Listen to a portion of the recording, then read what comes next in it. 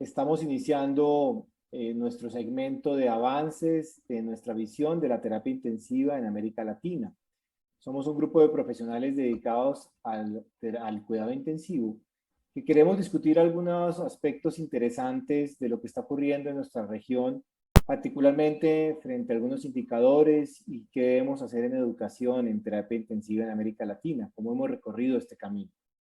Tengo el gusto de que nos acompañen Rafa Escalante del Perú, la doctora Cintia Johnson del Brasil, el doctor Silvio Torres de la Argentina y la doctora Marta Márquez de México, así como el doctor Luis Moya de Guatemala.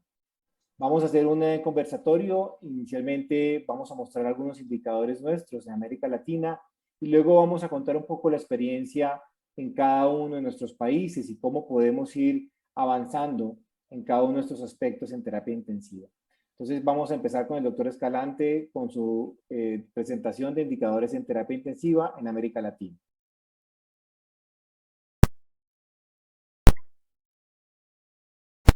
Buen día a todos. Hoy día vamos a hablar de indicadores en UCI LATAM.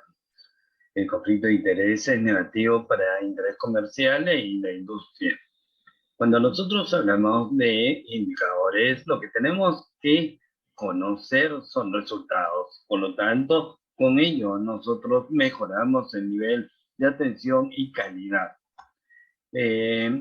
Cuando hablamos en líneas generales de indicadores, tenemos que tener una data en el cual nosotros podemos analizar las fortalezas y las debilidades. Además de ello, nos va a permitir conocer nuestros errores y nuestros éxitos. Un hecho importante es el análisis de la heterogeneidad y la complejidad del sistema, lo cual hace que existan ciertas diferencias en las unidades intensivas. Hay mediciones específicas, tanto como para calidad como para seguridad, y ello hace que nosotros podamos tener una fuente de datos confiable y fiable, sobre todo en cuanto a lo que se ha medido. El tema es de que los indicadores tenemos también que verlos en entornos clínicos diferentes y por lo tanto cómo esto puede modificar un resultado. Siempre existe el paradigma de medir las cosas, pero como indicadores negativos. Tasa de mortalidad, estancia, readmisión, dolor. Creo que debemos romper ese paradigma en el sentido del valor de un indicador de positivo, es decir, supervivencia, resultado funcional, calidad de vida. Ello va a darnos una visión completamente diferente. Estudiar el pasado hace que nosotros veamos el futuro. Definitivamente, el tener indicadores puede producir que nosotros podamos cambiar lo que tenemos al frente y podamos modificar nuestra unidad de cuidados intensivos. No podemos comparar todas las unidades. Existen diferencias de tipo soporte tecnológico, recurso humano, soporte financiero, y esto hace que unidades como estas, frente a otras unidades intensivas en el resto del mundo, miren cómo se observa. ¿Cómo podemos comparar los mismos indicadores en estos 4 escenarios diferentes? La tercera revolución de Rayman fundamentalmente evalúa el outcome. Y el outcome está asociado a estructura, proceso y resultado. Este es un componente muy importante para mejorar la calidad de atención. Los indicadores, en líneas generales, dan un proceso, planificación, recursos, pero lo importante es la evaluación del desempeño que va a conducir a la mejora continua. Nuestros niños esperan que nosotros podamos usar de modo efectivo estos indicadores y que pudieran ser realmente útiles para la mejora en cuanto a su atención. Gracias.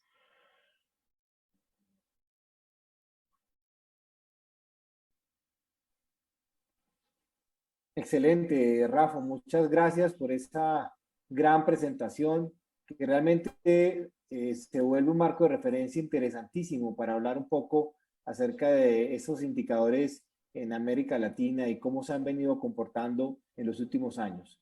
Para hablar de ese tema, quiero darle en primer lugar la palabra a la doctora Cintia, que nos va a contar un poco la experiencia de lo que ha sucedido en Brasil. Adelante, Cintia. Olá, felicitações a todos, tudo bem? Como estão? Graças ao Dr. Jaime, Dr. Rafa, felicitações por la excelente apresentação em curto tempo, muitas coisas interessantes e muito parecidas com o que pensamos acá em Brasil também. Hoje, e assim como há algum tempo, pensamos muito em los números, eles são muito importantes, não somente para saber o que estamos fazendo, mas para saber o que hacemos antes, o que temos hecho e como poderemos fazer as melhorias para o futuro. Então, é passado, presente e futuro, são os indicadores. E sempre se pensa muito em algumas ferramentas para trabalhar com isto, e em Brasil, com as rondas, com as visitas, usamos muitos métodos para adquirir junto com os indicadores. Um deles é a passagem de los handles, que são pequenas visitas, com grupos para fazer planejamento do dia, como o número de niños que vão nascer transporte ou que vão ter em las UCI neonatales nascimentos, e que há uma programação, e isto é também um indicador de produtividade da equipe, que também estamos muito preocupados com a qualidade, com a segurança, mas também com a produtividade de los profissionais, porque a demanda está muito alimentada para todos os profissionais e é crescente para todos multi, e com isso se habla muito em qualidade, em segurança, mas a parte profissional com seu incremento de trabalho muitas vezes fica em passo secundário. Acá estamos no passo de avaliar também os profissionais e como está também os indicadores de não somente de qualidade, como de produtividade, de o quanto está sendo para alcançar um indicador de qualidade. E também estamos muito focados com a parte da funcionalidade.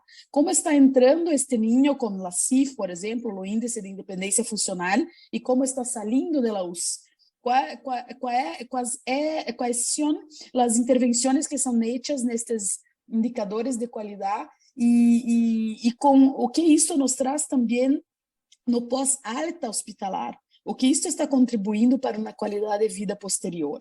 Então, estamos neste nível, por aqui, que saímos apenas de avaliar a estubação não planejada, PAV e tudo mais, que são os clássicos que ainda estamos fazendo, mas usando isto para ver se diminuímos muito as estubações não planejadas, lesão de pele por uso de dispositivos, mas as custas de como esses profissionais conseguiram isto com seu trabalho, muitas vezes com um número muito pequeno de profissionais, e quando hablo isto é na questão multiprofissional, não somente de kinesiologia ou médicos, enfermeiras, mas o quantitativo de pessoas para poder manter esta qualidade e esta segurança. Este é o ponto de vista de nós outros aqui em Brasil. Graças por la oportunidade de falar com vocês. Vamos a continuar ahora con la visión desde México. Adelante, doctora Marta. También agradezco la oportunidad de participar con un grupo de pioneros y sobresalientes intensivistas de Latinoamérica. Y bueno, quisiera yo darle otro giro, dado que han abordado de manera tan completa este análisis de los diversos indicadores antes del ingreso, durante la estancia e incluso al momento del egreso. ¿Qué hemos vivido en México? Ya el doctor Escalante y Cintia nos han mencionado indicadores de calidad de los cuidados intensivos, y el doctor Escalante puntualizó que hemos tenido la tendencia de interpretar estos indicadores negativos. Entonces yo quiero dirigir mi comentario a indicadores positivos, es decir, indicadores de avance que están reflejando qué tanto hemos crecido las unidades de cuidados intensivos en los últimos años. El desarrollo de la terapia intensiva pediátrica en Latinoamérica y por ende en México han representado un parteaguas en la atención del paciente pediátrico, y a pesar de su surgimiento en un periodo de tiempo relativamente breve, el crecimiento y el impacto de las mismas ha cambiado el rumbo de la medicina y de la cirugía pediátrica. El Instituto Nacional de Pediatría, que es la institución hospitalaria en la cual he tenido el honor de desarrollar toda mi práctica profesional, ha sido una de las instituciones pioneras en cuidados intensivos en la atención de pacientes pediátricos en estado crítico. Esta unidad fue inaugurada en 1976, estamos viviendo ya más de 40 años del surgimiento de la misma. Y se creó ante la necesidad de desarrollar programas específicos de cirugía cardiovascular pediátrica. Por lo tanto, en estos últimos años hemos trabajado 46, durante este último tiempo hemos trabajado 46 años en aprender todo esto. ¿Qué avances hemos vivido desde entonces en México? Sin duda alguna, la mejora de la calidad reflejada en estos índices que todos ustedes ya han mencionado y que no los voy a retomar, pero también hemos tenido una evolución que nos ha permitido, con estos índices, tener un mejor desempeño al poder sustentar mucho más, de manera mucho más fundamentada, la planificación de los recursos, tanto humanos como tecnológicos, como también ya se ha mencionado. Y por ejemplo, nosotros a la fecha un gran avance o un reflejo de que hemos crecido como unidad de cuidados intensivos es que nacimos siendo una unidad de cuidados intensivos pediátricos para apoyar a los cirujanos, y hoy en día esta institución cuenta con la unidad de cuidados intensivos pediátricos, la unidad de cuidados intensivos neonatales, la unidad de cuidados intensivos cardiovasculares, por abrir ya en próximos meses una unidad exclusivamente de pacientes hemato-oncológicos, porque es una gran necesidad en nuestro país. Mi comentario, dejando en la mente de todas ustedes el reto próximo que tendremos que vencer a los próximos años, y es el desarrollo de la inteligencia artificial. Muchas gracias. Excelente, excelente, Marta. Recojo grandes mensajes porque has tocado temas muy importantes que mencionó Cintia, y todo centrado en la seguridad en la atención del paciente, esos indicadores para trasladarse hacia la seguridad en términos de educación, del talento humano, del recurso disponible y el trabajo inter y multidisciplinario, todo eso obviamente con esos desenlaces que tenemos que medir. Muy bien, entonces ahora vamos con Silvio, que nos va a contar esa experiencia desde la Argentina. Bueno, ¿qué tal? Excelentes presentaciones, un poco para seguir con la misma línea. Hablar un poco no lo que pasa en mi hospital, sino lo que pasa en toda la Argentina. Acá las unidades de cuidados intensivos no son solo de Buenos Aires, sino que se han desarrollado en las distintas provincias, llamamos nosotros, estados, ustedes dicen departamentos, pero bueno, eso la verdad que comento esto porque un poco tiene que ver que ya no solo de las unidades de cuidados intensivos, de las UCI, sino que ya los hospitales están desarrollando y están validando indicadores de calidad, tanto de proceso como de resultados, y hay validaciones y acreditaciones nacionales tipo ISO o internacionales como la Joint Commission. Mi hospital fue el primero en acreditar en la Joint Commission internacional, pero ya hay otros hospitales en Argentina que lo han hecho. Para empezar específicamente lo que es las UCIPS, voy a empezar con esta frase que dijo Rafa, que la verdad que fue excelente: no medir todo, pero sino medir lo conciso y tratar de sacar datos duros para compararnos. Entonces, las unidades de cuidados intensivos han desarrollado un software en toda Argentina, se llama SATIQ, en la cual uno puede medir distintos indicadores. Lo que nos compete a la parte pediátrica, se mide el PIN2 y ahora el PIN3 en los últimos 3 años, y eso nos permite sacar una tasa de mortalidad estandarizada por unidad, que nos permite compararnos con todas las unidades, por ejemplo, una en Buenos Aires con una de Salta o en Ushuaia, la ciudad más austral del mundo y de la Argentina, y también compararnos con otras unidades de otros países. Esa tasa de mortalidad estandarizada que nos permite el PIN3 nos avala para esto. También indicadores de infecciones asociadas al cuidado de la salud, sea por catéter urinario, catéteres vasculares o neumonía asociada a respirador, son otros indicadores que se miden. Esto a nivel nacional de Argentina, no estoy hablando de mi hospital de inmunidad, sino de todas las unidades, una manera de mirarnos todos, y en todos los congresos anuales que hacemos de SATI y cada 3 años de la SA, que es la Sociedad Argentina de Pediatría, y SATI, Sociedad Argentina de Terapia Intensiva, se vuelven a ver cómo fue la evolución de estos indicadores. Entonces uno puede comparar su propia unidad con sí mismo, como un estudio antes y después, siendo un piloto, y cómo están las otras unidades, y si las otras unidades quieren mejorar en calidad, van viendo cómo se va evolucionando. Dentro de estos indicadores también están las aplicaciones de las guías de práctica clínica, la guía de extubación, que de esto Cintia sabe un montón, cómo se aplica, cuánto se aplica la guía de extubación, en el tiempo, la pausa en la aplicación de la guía de extubación, y las guías de sedación y analgesia. También la aplicación de los bundles en distrés respiratorios, es decir, de lo que es la evolución del PAR-10, del distrés respiratorio pediátrico, qué bundles aplicamos, si utilizamos las estrategias de protección pulmonar, todo esto que desarrolló desde el Large Network, Consenso Bernil y luego el PAR-10 en 2015, qué aplicabilidad tenemos, este es otro indicador que se aplica en toda Argentina. Las bandes de recuperación cardiovascular, el EVAT, que es la escala de alerta temprana, de valoración de alerta de escala temprana que se utiliza para pacientes oncológicos, desarrollada por St. Jude y con su par latinoamérico, que en todos los países de Latinoamérica se está aplicando grandemente, entonces nosotros también tenemos un indicador allí. Y el registro de trauma pediátrico es un registro de la Sociedad de Trauma Pediátrico Argentina en consonancia con todo esto. Son software que nos permite ver qué cantidad de trauma tenemos, qué indicadores, qué mortalidad y qué morbilidad. Bueno, gracias Jaime y gracias a esta mesa de amigos y esperemos poder aportar y sumar para que Latinoamérica, para que la patria grande de Latinoamérica sea cada vez más grande. Así que gracias. Excelente, excelente Silvio. Va todo muy bien de la mano y en la misma línea que ha mencionado tanto Rafa inicialmente, luego Cintia y Marta, frente a ese común denominador, y es que todos nuestros indicadores deben ser renovados, deben ser actualizados, pensando siempre en la seguridad del paciente, pensando siempre en la calidad de la atención y que estamos avanzando más allá no solo de tener desenlaces de sobrevida, sino desenlaces de calidad de vida.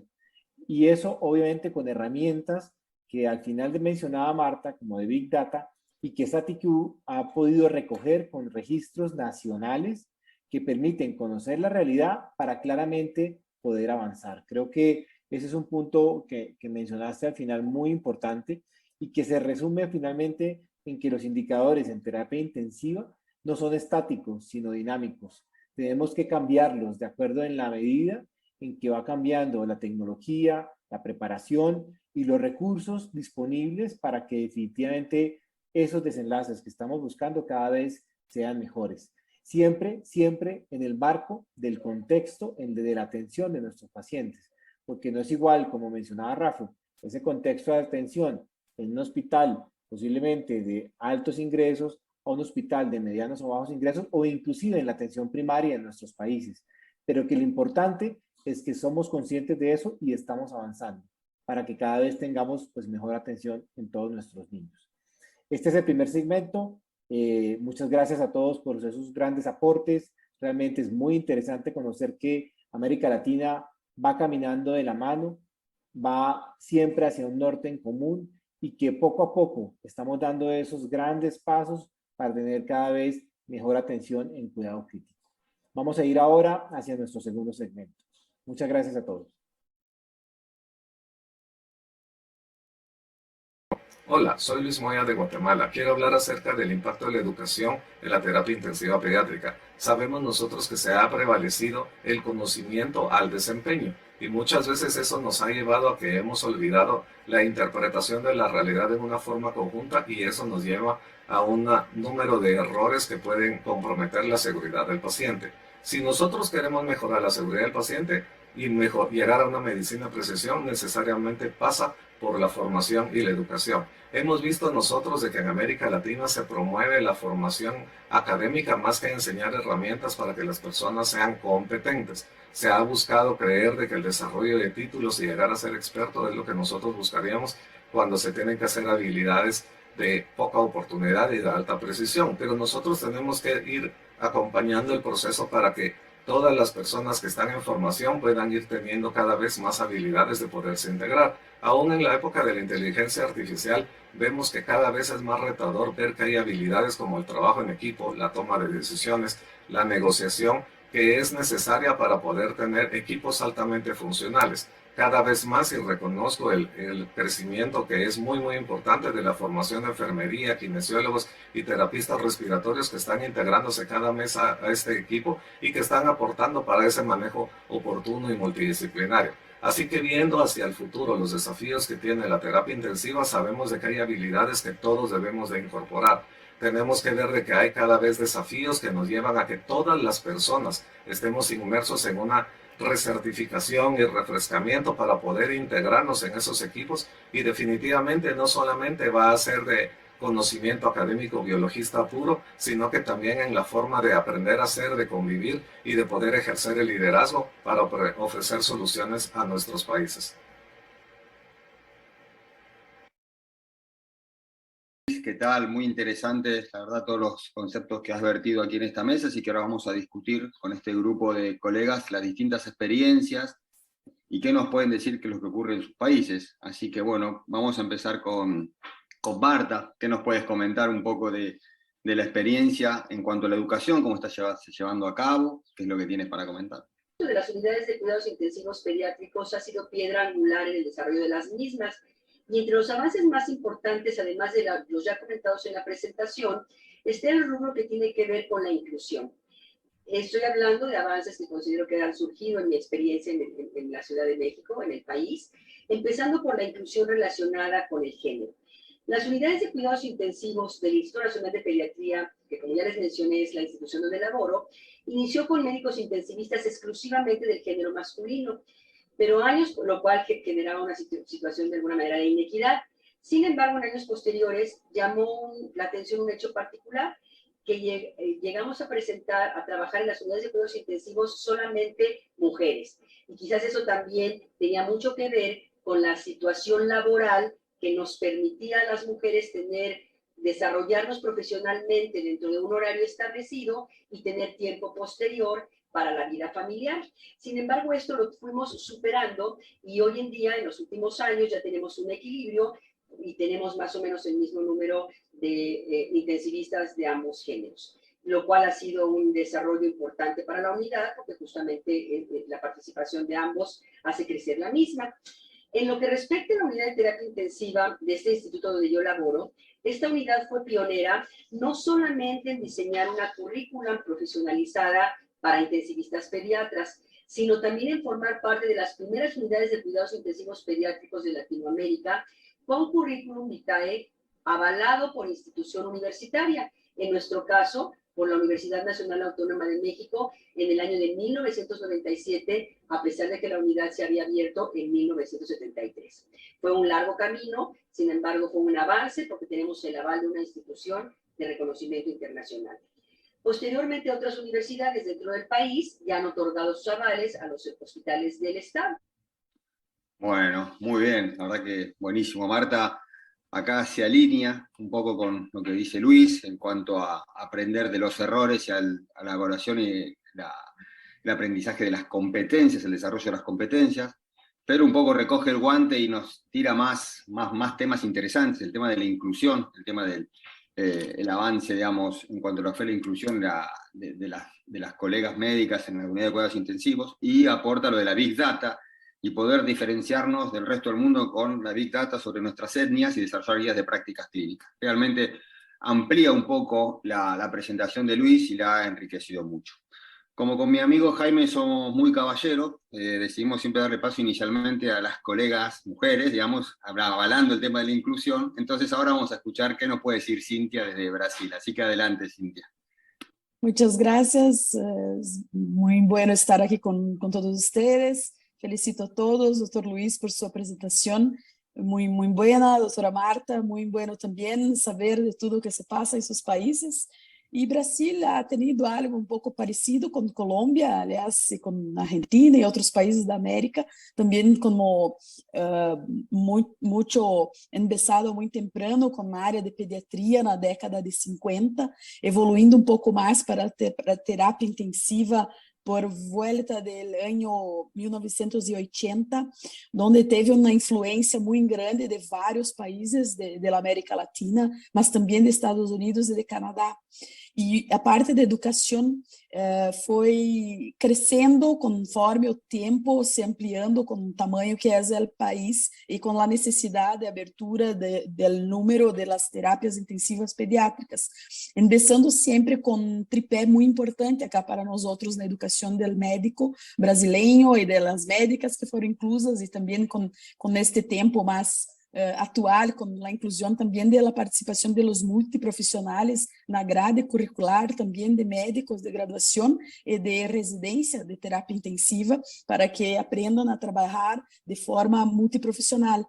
E dentro deste tripé, temos três coisas muito importantes na educação, que é a parte de conhecimento, de habilidades técnicas e também a parte de atitude, que vem evoluindo nos últimos 10 anos, tendo uma praticidade de trabalho com o ensino médico, especial médicos de terapia intensiva, a ensinar-los a lidar com as fragilidades de las pessoas, com a inclusão de las pessoas com doenças mais graves e mais crônicas, que é uma tendência geral em pediatria, e o ensino está caminhando para as Big Data também, mas também com o estudo de los niños crônicos complejos, que está sendo incluso nas grades de ensino, assim como a medicina integrativa, que trabalha com muitas formas de educação, como por exemplo, o uso de terapias não farmacológicas em algumas situações, e isto atualmente está na grade também de los médicos pediatras e também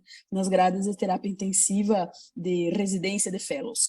E creio que basicamente seria isso, são muitas coisas e um tempo muito curto. Le agradeço muito a todos por suas colocações e fico acá para contribuir com vocês. Gracias, doutor Silva.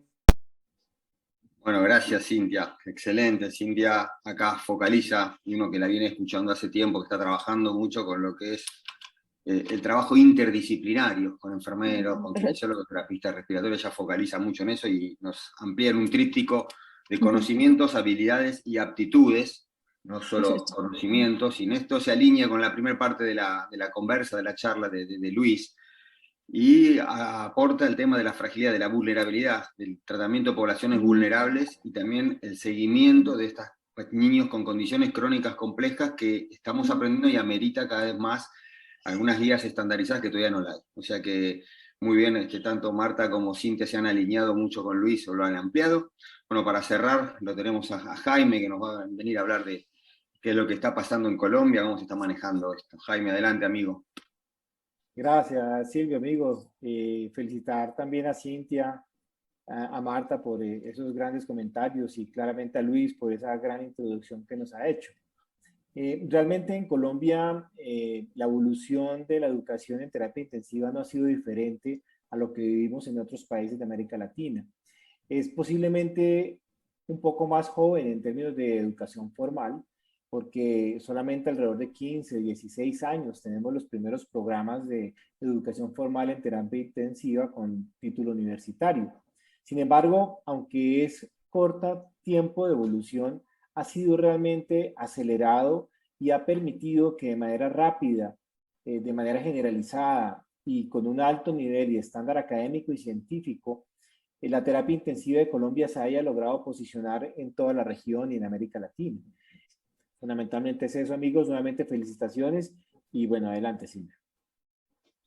Bueno, muy bien. Y acá, excelente, Jaime, un poco nos trae la importancia de la certificación de la especialidad, de que sean especialistas, tanto de enfermera, kinesiología, terapistas respiratorios, intensivistas, médicos, colegas, pediatras, quienes estén al frente de esta terapia, que esto va a mejorar la calidad de atención, disminuir el error médico y favorecer la seguridad del paciente. Así que bueno, es un poco lo que nos ha comentado Jaime, y Jaime es un excelente investigador y lo viene manifestando todo esto que comenta, uno lo ve en todas sus publicaciones, más que nada en los últimos 2 años. Para cerrar un poco, concluyendo la mesa, para no extendernos en el tiempo, un poco me permití tomar todas las notas, y de lo que era la formación enciclopedista aristotélica de un inicio, se ha virado a adquirir herramientas y al desarrollo de competencias, al desempeño por el desarrollo de competencias, hablar de un team, de un grupo, de poder trabajar en grupo, de desarrollar criterio de grupo, no criterio individual. También Luis nos hablaba de la negociación, que tiene que ver un poco también con la comunicación en cuanto a los pacientes, y la integración interdisciplinaria, que acá también se conjugaba con Cintia, en el pase o en la ronda, como llamamos, que el enfermero, el kinesiólogo, terapista respiratorio, kinesiólogo y el médico, también yo aportaría un poco lo que pasa en Argentina, es el farmacólogo que está para evitar el error de prescripción, eso en la ronda, en el pase, como llamamos nosotros esta mañana.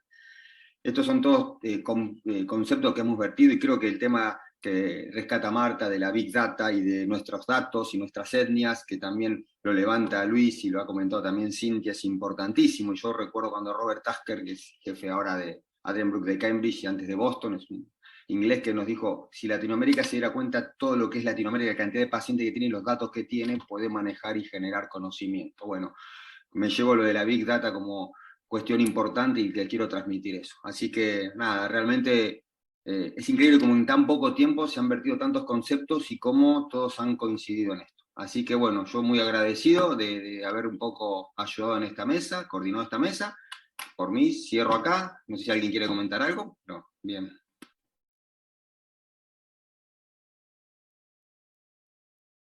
Saludos desde Latinoamérica en la semana de concientización de la UCI 2022.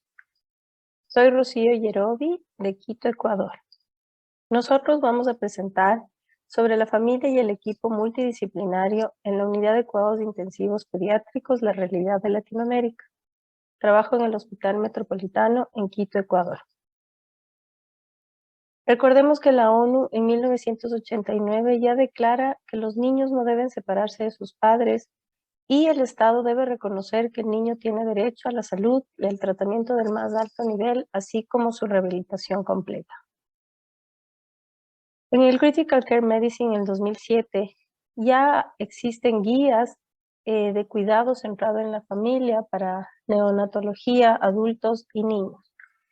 En el 2017 hay una nueva actualización donde se define que el cuidado centrado en la familia es donde el equipo de salud respeta y responde a las necesidades y valores individuales de cada familia. Ellos ya sugieren la presencia permanente de la familia en la unidad, permiten a la familia permanecer en la visita multidisciplinaria, permiten a la familia permanecer durante maniobras de RCP o maniobras invasivas, recordando que para esto debe existir personal asignado para acompañar a la familia. La presencia de un equipo de apoyo directo a la familia, como psicología o el equipo de paliativos. Realizamos una encuesta y solicitamos a algunas unidades de Iberoamérica para que nos comuniquen cómo están sus políticas de visita, así como el trabajo multidisciplinario. Recibimos 18 respuestas, donde el 66% de UCIs ya permiten la visita o el acompañamiento 24 horas al día de los padres con sus hijos. Cuando existen horarios preestablecidos, en las unidades que aún los tienen, ya se debe porque sea unidad COVID o no, porque aún no cambian la política o porque son cuidados intermedios e intensivos donde cambian sus normas. Durante el COVID-19, algunas unidades cambiaron la política de visitas y el 66% de estas lo hicieron. Solo el 11% de unidades permiten que los padres permanezcan en la unidad cuando se realizan maniobras invasivas o RCP. Esto es una cuestión que debemos cambiar a nivel de Latinoamérica.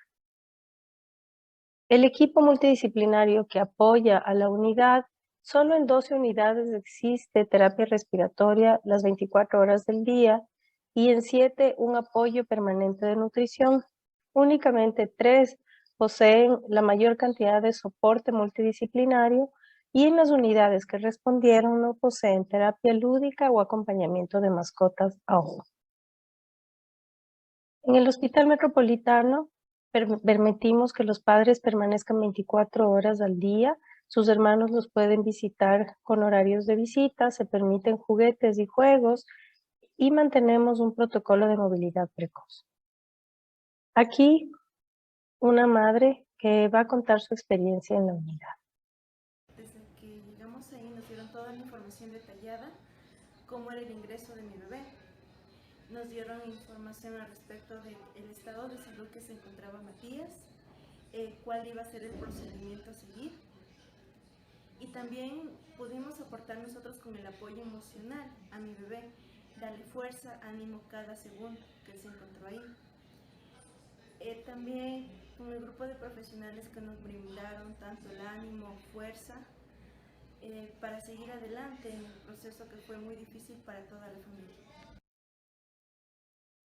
En conclusión, la presencia de la familia en la unidad de cuidados intensivos permite disminuir la ansiedad, la depresión del paciente, el estrés postraumático e incrementa los niveles de satisfacción en los padres. Se considera una herramienta no farmacológica para disminuir la incidencia de delirium y se evidencia un mejor pronóstico cognitivo y psicológico en los pacientes y se planifica y se observa una disminución de los días de estadía. Aún falta mucho para identificar y evaluar a largo plazo los efectos de ciertos cambios como la presencia de los padres durante el RCP o maniobras invasivas y optimizar los métodos de comunicación hacia los padres, ya sea verbal o escrita. A continuación, un equipo multidisciplinario de Latinoamérica nos va a transmitir su experiencia. La doctora Fabiola Castro de Chile, la fonoaudióloga Ana Paula Bauser de Brasil, la licenciada Natalia Henao de Colombia y la licenciada Milagritos López de Perú. Muchas gracias. Hola a todos, soy Fabiola Castro Mancilla, pediatra intensivista en Santiago de Chile. Trabajo en el sector público y en el sector privado en unidad de paciente crítico pediátrico. En ambos centros existe un equipo multidisciplinario de atención al paciente crítico y a muchos de los miembros les pregunté cuál es la barrera más grande para entregar cuidados centrados en la familia durante la enfermedad crítica pediátrica. Y estas fueron sus respuestas. Falta de tiempo en los miembros del equipo por la carga asistencial alta. Descoordinación con los padres para la entrega de planes y educación. Infraestructura eficiente para el acompañamiento de padres a sus hijos porque faltan zonas de descanso y zonas de alimentación para los padres. A veces hay demasiadas expectativas de parte de la familia frente al tratamiento del paciente y pacientes con muchos dispositivos mantienen alejados a la familia. Existen barreras idiomáticas y culturales, sobre todo que recibimos muchos pacientes haitianos. Comunicación no efectiva, ya que el dolor y el miedo de los padres frente a la enfermedad de sus hijos hace que sientan que nadie les dice nada o que no entiendan las explicaciones. Además, hacemos múltiples procedimientos invasivos en los que los padres deben salir de la habitación. Y la pandemia COVID-19 por sí sola ha generado una restricción de las visitas. Por lo tanto, tenemos una misión: crear estrategias para superar estas barreras. Y algunas de ellas son mejorar la comunicación efectiva con los familiares, trabajar la empatía, entregar folletos de información, ya sea vía online o presencial, mejorar la disposición a resolver preguntas y en pacientes médicamente complejos, capacitaciones continuas en manejo de traqueostomía, gastrostomía y reanimación cardiopulmonar. Además, les quiero mostrar un fragmento de una entrevista que le hice a una madre de un paciente médicamente complejo. Y a ella le pregunté cómo ha sido la experiencia de interactuar en una unidad con un equipo multidisciplinario. Ella es la señora Luisa. No ha sido un número de habitación, un cupo. Su nombre es Liam, y cada persona que ha trabajado con él lo conoce, sabe su historia, su historial, qué es lo que le pasa, y siempre cada persona que entra me ha dado un tip, un consejo, una ayuda. Yo he aprendido a curar su tráqueo, su gastro, a hacer cambios de cánula, o sea, cosas que yo nunca jamás me imaginé en la vida que iba a hacer, lo he tenido que hacer con mi hijo. Yo tengo otro pequeñito y yo no puedo estar día y noche, imagínense día y noche, durante 10 meses con mi bebé, hacía imposible, pero sé que si me voy, va a estar súper bien cuidado. Eso es lo que quería compartir con ustedes. Muchas gracias. Primeramente, muchas gracias por la invitación para poder presentar un servicio en Brasil. Hola a todos, mi nombre es Ana Paula Baltzer. Soy fonoaudióloga graduada desde hace 23 años. Desde esos 20 años trabajo en UCI neonatal, UCI pediátrica pública en São Paulo. Vine aquí presentarle brevemente y contarles los principales cambios en los últimos 15 años del equipo multidisciplinario del cuidado de los padres. En 2005 se ubica la residencia multidisciplinaria del área de salud. Antes existía una unidad de profesionales solamente con los fisioterapeutas, fonoaudiólogos y médicos contratados pelo hospital, pero no podían atender todos los pacientes. Los profesionales especializados, médicos, fonoaudiólogos, acudieron solamente en los casos específicos. Actualmente, con la educación, con la residencia médica, el equipo completa con fonoaudiólogos, con fisioterapeutas, con psicólogos, otros médicos especialistas, y el aporte, actualmente el aporte de más profesionales que componen un equipo multidisciplinario. Hay una participación más efectiva en las reuniones, en las discusiones de los casos y la definición de todos los casos.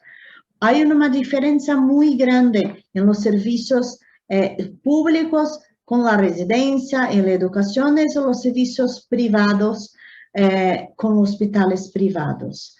La grande diferencia son los servicios públicos, con todo el equipo completo. Hay una participación con proyectos orientados a los padres, las dificultades, los problemas de los niños. y una atención definida por el equipo para todos los casos. En nuestra unidad hay una participación en casos semanales solamente con los padres, con atención de todo el equipo con los padres. En el servicio privado, todo este servicio, él tiene que tener una liberación de cuidados y pago por el seguro médico del paciente. Entonces, solamente las especialidades, el equipo involucrado específico para cada caso. No hay una participación de todo el equipo.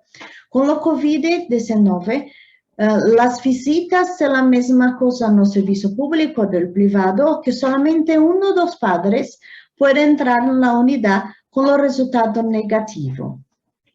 Estoy acá y agradezco la presencia de todos, agradezco este convite para hacer esta breve presentación del São Paulo, Brasil. Muchas gracias. Hasta luego.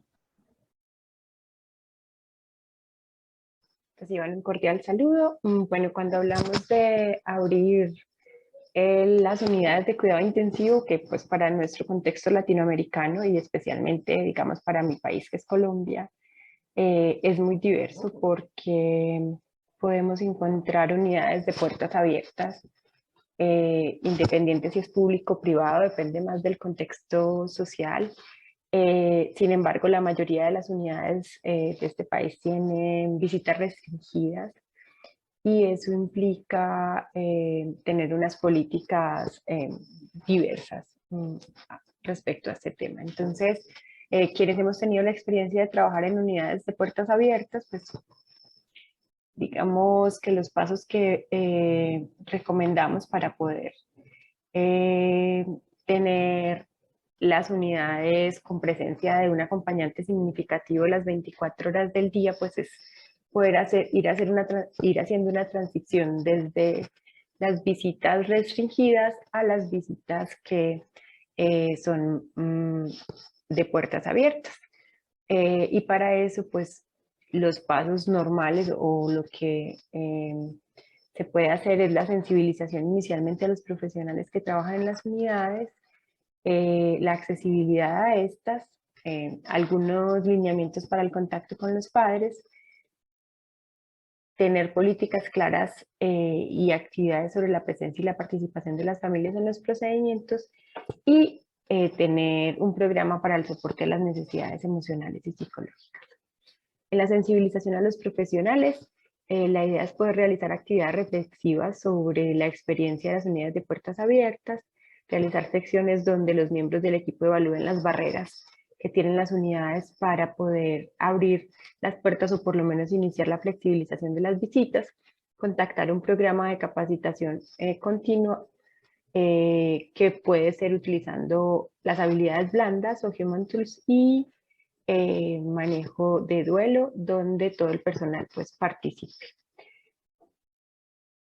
Conformar un grupo multidisciplinario que sea el responsable de hacer seguimiento a estas actividades y desde la accesibilidad implementar protocolos de asistencia para las familias, permitir la visita de hermanos y abuelos, establecer un procedimiento para preparar a los menores acompañantes y realizar una guía de acogida a los familiares de ingresos cuando son ingresados a la unidad.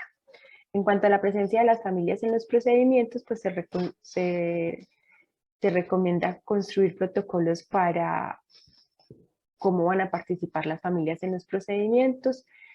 Ojalá que los padres puedan realizar visitas a la unidad cuando tenemos ingresos, digamos, programados o probables, como en pacientes postquirúrgicos, y utilizar herramientas validadas en la ayuda para la toma de decisiones de los padres, pues que se hace fundamental en la parte de la unidad de cuidado intensivo.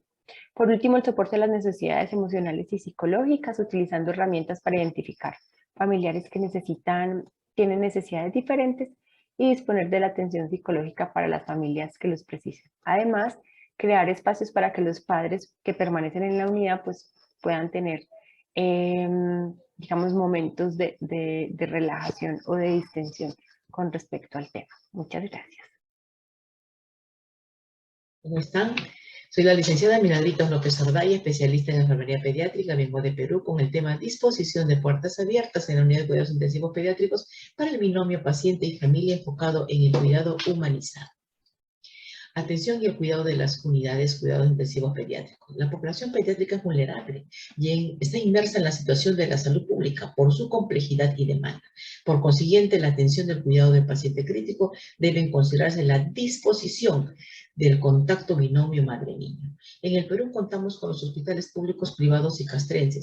Público MINSA, que tenemos hospitales nacionales, dentro de ellos tenemos institutos de salud y tenemos considerado el CIS. En e-salud son el Seguro Social, que pertenece a cada uno de ellos. Tenemos hospitales de cuarto nivel, que es el Hospital de Almenara, al cual laboro, y el Hospital de Delgado Rebagliati Martens, ¿no? Los otros hospitales son de menos complejidad y oscilan entre 6 a 9 camas. En instituciones privadas como clínicas, evidentemente es un costo que se tiene que pagar para la salud. En castrenses tenemos policía, ejército naval, que oscilan entre 4 o 6 camas cada hospital. Actualmente se adicionan por la situación de pandemia, por el COVID, de 4 o 6 camas en los hospitales para la atención de UCI COVID pediátrica, con previa prueba antígena y molecular. En el Hospital Almenara, antes de la pandemia, tenían en consideración 2 horas para el contacto con sus hijos, y el informe médico y la atención de enfermería en relación al cuidado y necesidades, ¿no? Contamos con un equipo multidisciplinario, médicos intensivistas, enfermeras especialistas, nefrólogo pediatra, cardiólogo pediatra, neurólogo pediatra, terapista físico y de lenguaje, nutricionista, servicio social y psicología. Nuestro hospital es un hospital docente de cuarto nivel y cuenta con médicos residentes y enfermeras residentes. La permanencia de los padres de familia en el hospital.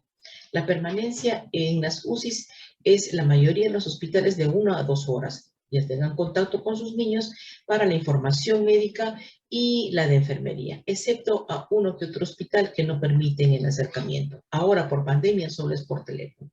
En caso de paciente crítico, delicado y no recuperable en fase terminal, se les permite a los padres de familia permanecer con su hijo hasta su deceso. Es doloroso, sí. Los cuidados paliativos también se manejan en algunos hospitales. El acompañamiento espiritual y manejo de duelo. La humanización en salud es importante y básica porque es un sistema integrado que protege y promueve la salud, da participación al paciente y al cuidador. Es orientar la actuación de nuestros colaboradores, todo el equipo multidisciplinario, hacia el servicio del paciente, considerando el cuidado holístico, ofreciéndole calidad y calidez, ¿no? Y tenemos de referencia nuestra teórica Jay Watson con el cuidado humanizado. Emociones que sufren los padres: dolor, temor, incertidumbre, negación, culpabilidad, desconcierto, estrés. Manejan cortisol, demasiado cortisol, etc. Por consecuencia tenemos quejas y demandas y no queremos llegar a eso. ¿Por qué? Porque tenemos las necesidades de ¿qué? Del trato humanizado, conocimientos basados en la ciencia, el soporte emocional, espiritual, el amor que le ponemos en la atención al paciente y la tecnología dura y blanda. ¿Y cuáles son las limitantes? La infraestructura deficiente, la zona de descanso y la alimentación, la falta de información y la interpretación. Recuerden, venían gente de provincia, y en el tema de la transculturalidad, que muchas veces no interpretan o no entienden y tenemos que explicarle muchas veces. Eso sufren los padres de familia. Y el equipo de salud, la falta de tiempo, la sobrecarga laboral, la complejidad y los pacientes críticos y el estrés laboral. A veces hay pacientes simultáneos que se ponen críticos. Por consecuencias, hemos considerado estas estrategias, que es el contacto binomio madre-niño, comunicación asertiva con los padres de familia, disponibilidad de medios distractores en fase recuperativa, móviles, música, cuentos, educación continua, enfermera acompañante, programa madre acompañante mediante sesiones educativas, orientación para procedimientos y tratamiento en casa. ¿Y cuál es la meta? Vivencia y experiencia grata y el paciente recuperado, a lo que queremos llegar. Muchas gracias por su atención. Bien, nuestro grupo de trabajo abordará el tema relacionado con el paciente médicamente complejo. El título es Planeando el alta multidisciplinario de la UCI del paciente médicamente complejo, adecuando el modelo a sus necesidades. Aquí ven el nombre de los participantes y que hemos elaborado esta presentación. El paciente médicamente complejo supone un cambio sustancial en el manejo del niño crítico en la UCI actualmente. Son pacientes dependientes de tecnología, son portadores de traqueotomía, habitualmente con ventilación domiciliaria, portadores de gastrostomía. requieren frecuentes ingresos en cuidados intensivos y estos ingresos son fruto de descompensaciones de su enfermedad de base y también debido a procesos interrecurrentes. Estos pacientes son tributarios durante su ingreso en cuidados intensivos de terapias invasivas, generan la necesidad de importantes recursos y por lo tanto tienen un coste en ocasiones que es muy elevado. Son además merecedores de un seguimiento crónico, tanto en el ámbito de la asistencia primaria como en el ámbito de la asistencia hospitalaria y requieren la colaboración de diversos especialistas. Así que se impone la necesidad de planificar de forma muy cuidadosa el alta de estos pacientes de la unidad de cuidados intensivos. El ingreso en cuidados intensivos pues, es un reto porque supone el paradigma del manejo integral del niño y su familia y requiere, y de manera muy importante, el papel del intensivista responsable que tiene que coordinar este paciente, que requiere un enfoque multidisciplinar en el que aparecen muchos especialistas médicos, gastroenterólogos, oncólogos, neurólogos, paliativistas y la figura de otros especialistas fundamentales como son todo el personal de enfermería, los fisioterapeutas, psicólogos, trabajadores sociales, etc. La familia, desde luego, es nuestro centro de atención y debemos intentar humanizar su estancia en la UCI. Ese ha de ser uno de los objetivos primordiales de los intensivistas y de todos los que trabajamos en cuidados intensivos críticos del niño. Maximizar la presencia de los padres es una de las opciones más importantes y que tienen un efecto más positivo sobre la estancia de nuestros niños críticos. Y muchas veces hay que intentar ajustarnos y a veces es necesario pues, los cambios estructurales, ¿no? que facilitan esta opción, ¿no? Habitaciones individuales en las que haya una cama para que uno de los padres o los padres puedan descansar durante todo el tiempo, pues son opciones importantes, pero que evidentemente no están al alcance de todas las UCIs, de todas las unidades de cuidados intensivos. Es muy importante también el empoderamiento de las familias. Las familias deben conocer bien la evolución de la patología de sus hijos e incluso deben de ser capaces de realizar maniobras terapéuticas, como puede ser el cuidado de una traqueostomía. Vean, en esta imagen vemos unos papás asistiendo a un cursillo para aprender a manejar la traqueotomía, para aprender a cambiar la cánula, para aprender a aspirar, etc., ¿no? Todo ese conocimiento les va a empoderar y nos va a ayudar a la hora de tomar decisiones que muchas veces son complejas y muy difíciles. El contexto socioeconómico es fundamental, ya que un mismo problema de salud puede tener una evaluación distinta según los recursos disponibles. No es lo mismo una familia pues, que viva en un medio urbano, que viva en medio rural, etc. Son cuestiones que tenemos que tener muy en cuenta también. Y el principio de justicia entra a formar parte de la toma de decisiones, pues porque muchas veces vamos a enfrentarnos a patologías que requieren tratamientos muy costosos y con unos recursos muy escasos. Por tanto, no debemos olvidar nunca este principio. La calidad de vida juega un papel fundamental y debemos de aprender a juzgar el nivel de calidad de vida. Como nos dice el doctor Abel, la vida humana no es un bien supremo, sino que está en función de otros valores a los que se puede llegar con ella y que le dan un sentido. Es difícil evaluar esta calidad de vida. Valoremos las cargas asumibles, posibilidades de conservación o recuperación de funciones orgánicas, secuelas más o menos aceptables, qué esperanza de vida tiene el niño, tendrá capacidad de determinación.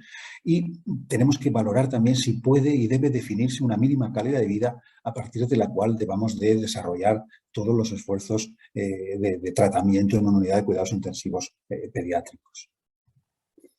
Y valorar la importancia de la utilidad de diversos tratamientos, como pueden ser la traqueotomía, o cuando un paciente tiene imposibilidad de deglución, pues el tratamiento con una sonda, con un botón gástrico, con acceso yeyunal. Hay que valorar cuidadosamente esta opción cuando quizá sería más razonable pues, la retirada de la nutrición o incluso la retirada de la hidratación, aunque sabemos de la dificultad que tiene la toma de esas decisiones y la sobrecarga emocional que eso supone, ¿no? Debemos de tener en cuenta que muchas veces somos muy proactivos los profesionales y a cronificar patologías muy graves en oncología, neurología, cardiología, o facilitando diversas técnicas como la gastrostomía, que hemos comentado, ventilación domiciliaria, etcétera, muchas veces pues, nos cuesta definir hasta qué punto es correcto el mantener según qué tratamientos, y en este sentido, mejor que hablar de ordinario o extraordinario, es mejor hablar de proporcionado o desproporcionado, ¿no? ¿Qué tratamiento debemos realizar para un paciente determinado, con unas secuelas, con una calidad de vida determinada? Y también hemos de cuidar la proactividad de los padres, que muchas veces está potenciada porque nosotros damos mensajes poco realistas y a veces albergan esperanzas infundadas de curación, ¿no? Y esto hace que tanto por motivo de los profesionales como por motivo de los padres, a veces mantengamos tratamientos y podamos caer en una obstinación terapéutica. Así pues, es muy importante planificar el alta de cuidados intensivos pediátricos, viendo que este paciente puede ir a hospitalización, puede ir a una unidad de atención intermedia o puede ir a su domicilio. Así pues, es fundamental planificar muy bien el alta, valorar qué soporte profesional requiere ese niño, qué dispositivos va a necesitar y, sobre todo, valorar las expectativas de la familia y las expectativas de los profesionales para poder llegar todos a un objetivo común, ¿no? Los padres asumen todas las consecuencias de calidad de vida de su hijo y es muy importante ver qué capacidad socioeconómica tienen. Y también es fundamental valorar el papel de la sociedad. ¿Puede ofrecer ayuda esta sociedad? ¿Puede financiar según cuestiones terapéuticas? Son cuestiones que no podemos dejar de lado, ¿no? A continuación, mostraremos un testimonio de unos padres de una paciente pediátrica salida de las unidades de cuidado intensivo, en la cual principalmente nos comentará con respecto a cuál es la importancia de la educación de los profesionales de la salud a los padres para el cuidado de sus hijos en su casa. Soy María Carvajal, mamá de Mariana Carvajal. Sobre la pregunta de la importancia que tuvo la educación que me dieron en la UCI, fue primordial para poder tener a mi bebé en la casa. Que haga sus gracias, que ella no lo hacía.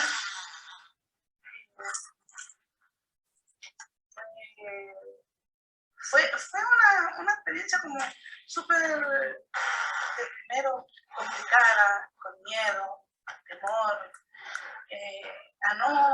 a no estar capacitada como para hacer todo lo que ellos hacen en la UCI. Un miedo muy grande, pero ellos nos dan la tranquilidad, nos dan la educación que corresponde, nos tienen paciencia las mamitas porque somos como muy temerosas. Y no, yo eternamente agradecida con ellos, porque fue algo que nunca pensé que tenía que aprender, que me lo iban a enseñar para poder dar un bienestar a mi hijo, a mi hija en este caso.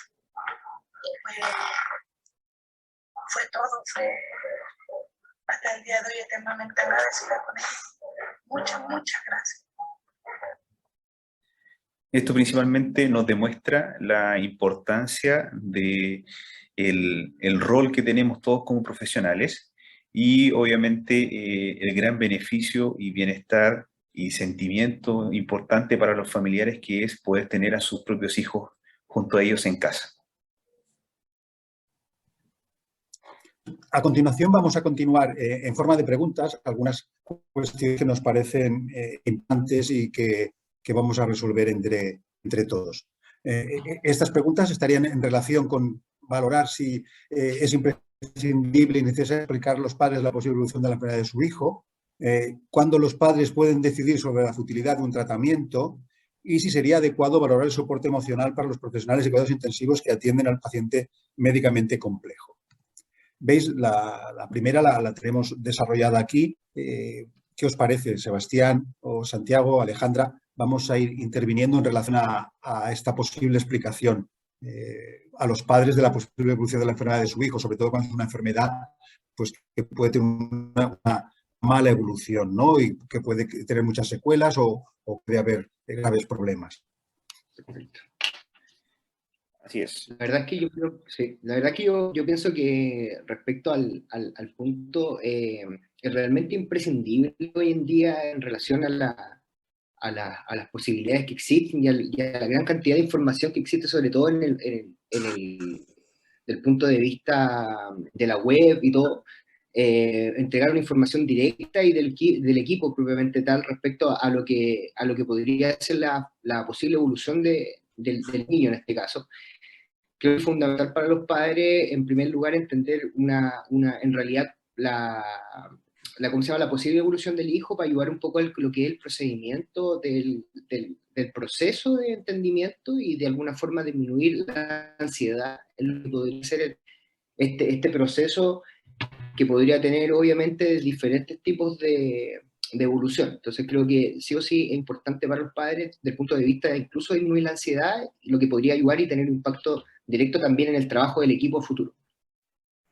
Sí, yo estoy de acuerdo con Santiago. Yo creo que siempre la familia debe estar bien informada y esta información tiene que ser clara, evitando también tener falsas expectativas con respecto a terapias que quizás van a ser fútiles en algunos pacientes. Yes.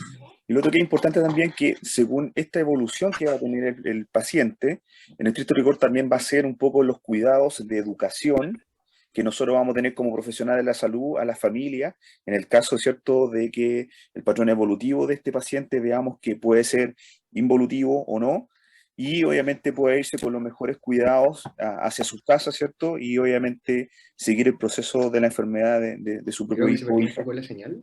Sí, perdió la señal ahora. Se perdió la señal, Seba. ¿Se fue la señal?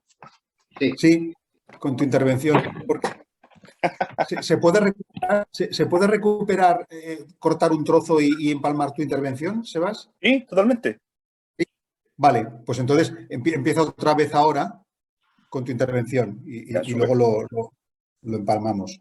Ya, súper. Totalmente, y lo otro que es muy importante es que hay algunos de estos, digamos así, evolución o el patrón evolutivo que tiene el paciente.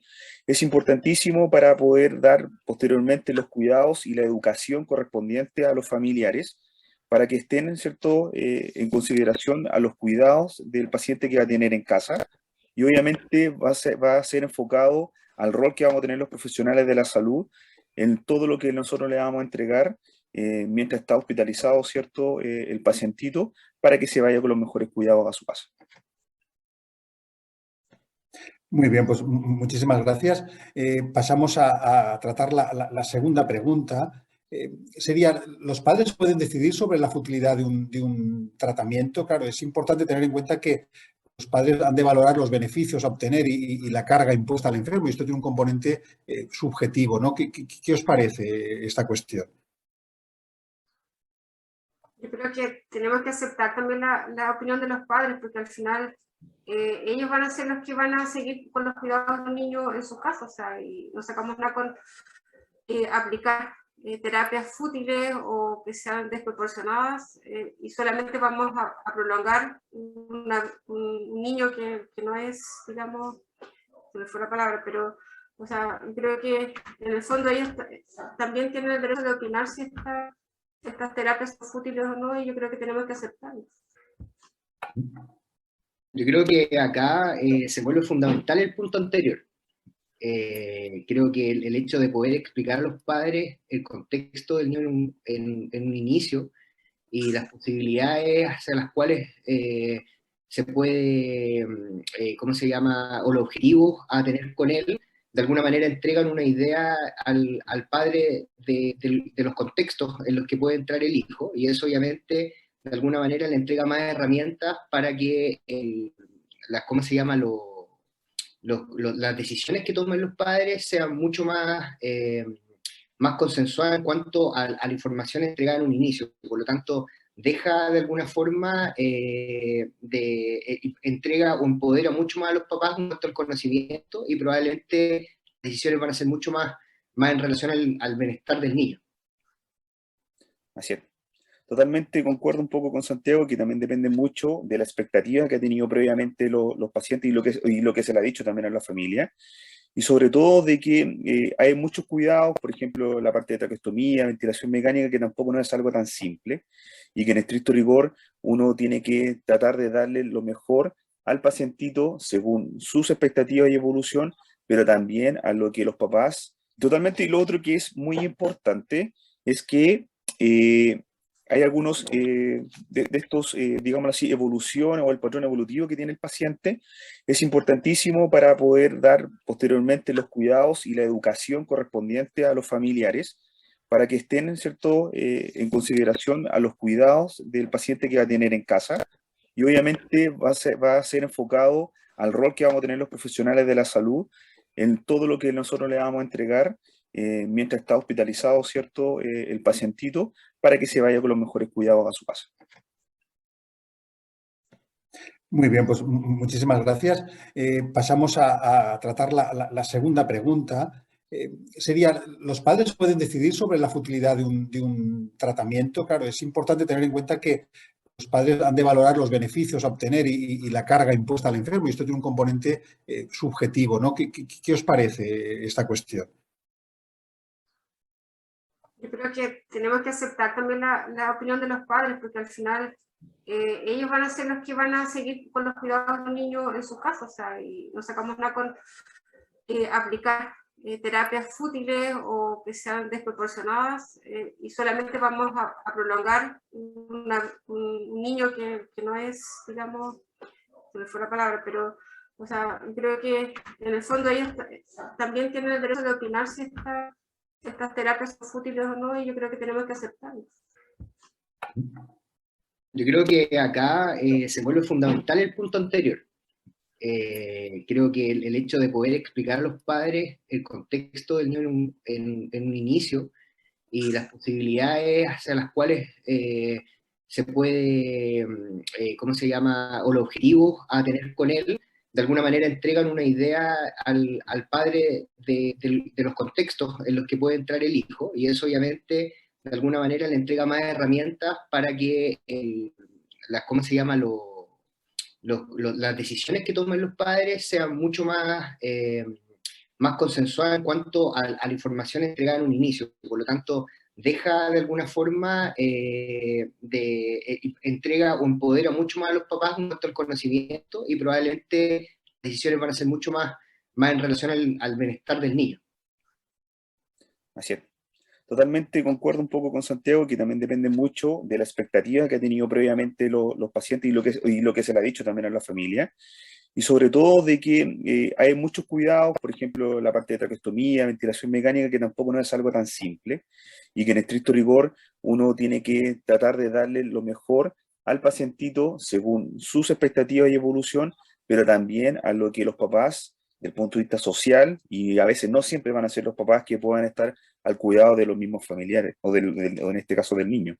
Entonces, obviamente, hay que ir viendo criteriosamente todos los tratamientos que sean adecuados y que estén en relación a la condición social de la familia que se va a encargar del cuidado del paciente. Claro, será una forma de que los padres pues, puedan valorar hasta qué punto es proporcionado o desproporcionar un tratamiento, ¿no? Pues sí, muchísimas gracias. Y pasaríamos ya a la tercera pregunta. Y es cierto, ¿no? Nosotros que trabajamos en cuidados intensivos pediátricos de todas las especialidades, pues muchas veces estamos sometidos a situaciones de estrés, ¿no? De cierto distrés profesional, y pensar, ¿no?, si sería adecuado valorar el soporte emocional para los profesionales de cuidados intensivos que atienden a niños médicamente complejo. ¿Qué opinión nos merece esta cuestión?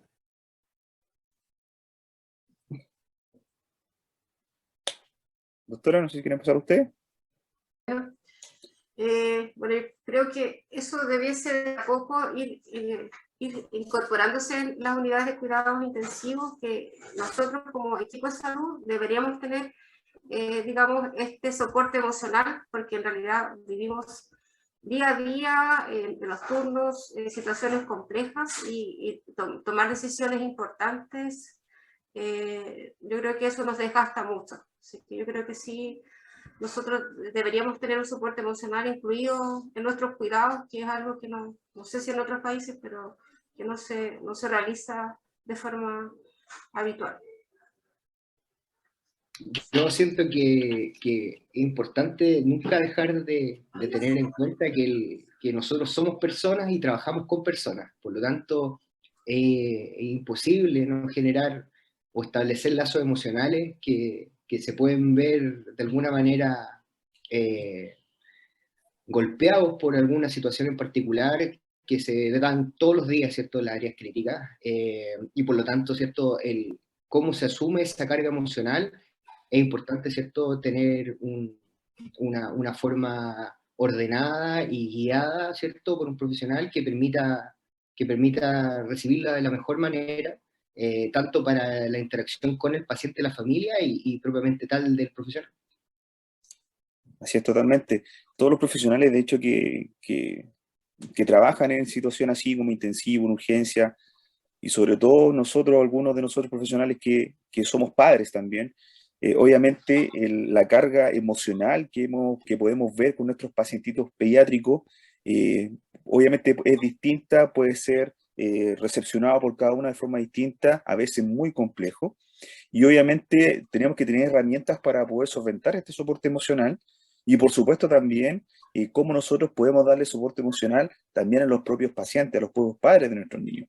Por lo tanto, es súper importante también el manejo de nosotros como el manejo que también podamos tener nosotros en este caso, con los padres de nuestros pacientitos pediátricos. Muy bien, pues muchísimas gracias a los tres y bueno, decir que esperamos haber respondido bien, ¿no?, a nuestra labor en este grupo de trabajo. Y en nombre de todo el grupo, pues agradeceros vuestra atención y deciros que estamos a vuestra disposición para cualquier aclaración o cualquier información complementaria. Muchísimas gracias. Muchas gracias a todos. Gracias a usted, muchas gracias por... Saludos.